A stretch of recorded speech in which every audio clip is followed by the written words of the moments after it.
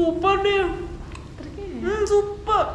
അപ്പോൾ നമ്മളിന്ന് ഉണ്ടാക്കുന്നത് നമ്മുടെ ലാലേട്ടൻ ട്രെൻഡിങ് ആക്കിയിട്ടുള്ള നമ്മുടെ നേന്ത്രപ്പഴം ഫ്രൈ, അഥവാ ഇംഗ്ലീഷിലെ ബനാന ഫ്ലമഷ് ആണ്.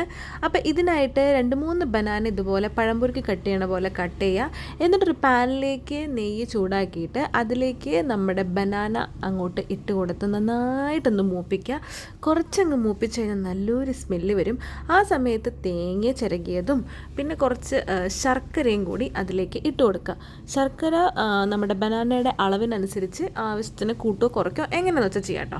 അപ്പോൾ ഇതും കൂടി ഇട്ടിട്ട് കുറച്ചും കൂടി നെയ്യ് അതിൻ്റെ മുകളിലേക്ക് സ്പ്രെഡ് ചെയ്ത് നന്നായിട്ടൊന്ന് ഇളക്കുക. അപ്പോൾ കൂടി നല്ലൊരു മണം വരും. അത് ഒന്നും കൂടി അങ്ങ് ഇളക്കിയതിന് ശേഷം തികച്ചും ഓപ്ഷണലായ റം ഇതിലേക്ക് ചേർക്കാം. വേണമെങ്കിൽ വേണം, അല്ലെങ്കിൽ വേണ്ട കേട്ടോ. ഇതിൽ പ്രത്യേക ഒരു സ്ഥാനമുണ്ടോ എന്നെനിക്കറിയില്ല.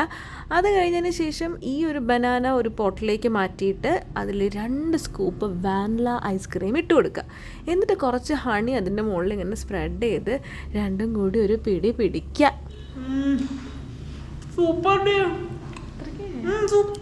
അപ്പോൾ ഇതായിരുന്നു എൻ്റെ എക്സ്പ്രഷൻ. എല്ലാവരും ഒന്ന് ഉണ്ടാക്കി നോക്കൂ. അപ്പോൾ ബൈ.